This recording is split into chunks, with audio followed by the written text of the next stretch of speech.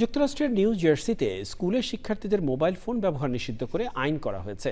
8ই জানুয়ারি এই সংক্রান্ত বিলে সই করেছে নিউ জার্সির গভর্নর ফিল মারফি।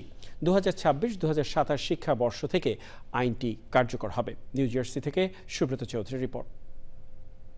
এই বিলটি শিক্ষার্থীদের স্কুলের সময় স্মার্টফোন এবং ইন্টারনেট সংযোগ সহ অন্যান্য ডিভাইস ব্যবহার করা থেকে বিরত রাখবে। এটি গভর্নরের পদ ছাড়ার আগে তাঁর শেষ কয়েকটি জনহিতকর কাজের মধ্যে একটি, এবং এটিকে তিনি একটি শীর্ষ অগ্রাধিকার হিসেবে বিবেচনা করেছিলেন।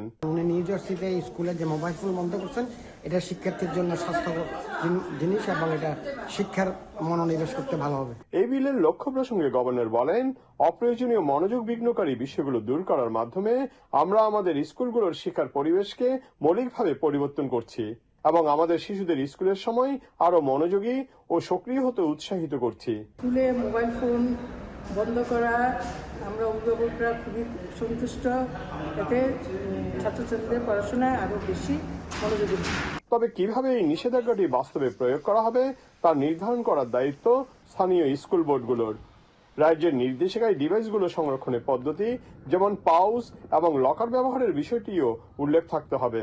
পুরো নিউ জার্সিতে এলিমেন্টারি থেকে হাই স্কুল পর্যন্ত যে স্কুলে বাচ্চাদেরকে মোবাইল ফোন নেওয়া বন্ধ করে দিয়েছে। সংশ্লিষ্টরা বলছেন, প্রাথমিকভাবে শিক্ষার্থীরা হতাশ হলেও শিক্ষার্থীরা পরে একটি ইতিবাচক পরিবর্তন লক্ষ্য করবে।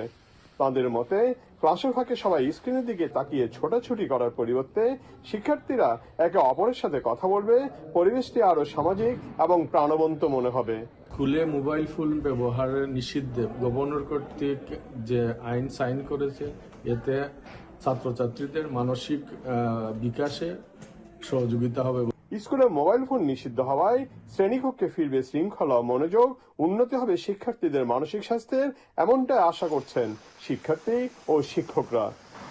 স্কুলে মোবাইল ফোন বন্ধের ফলে মনোযোগ বিঘ্নকারী যেসব বিষয়গুলো আছে সেগুলো দূর হবে এবং ছাত্রছাত্রীদের মানসিক স্বাস্থ্যের বিকাশ ঘটবে বলে আশা করছেন সংশ্লিষ্টরা।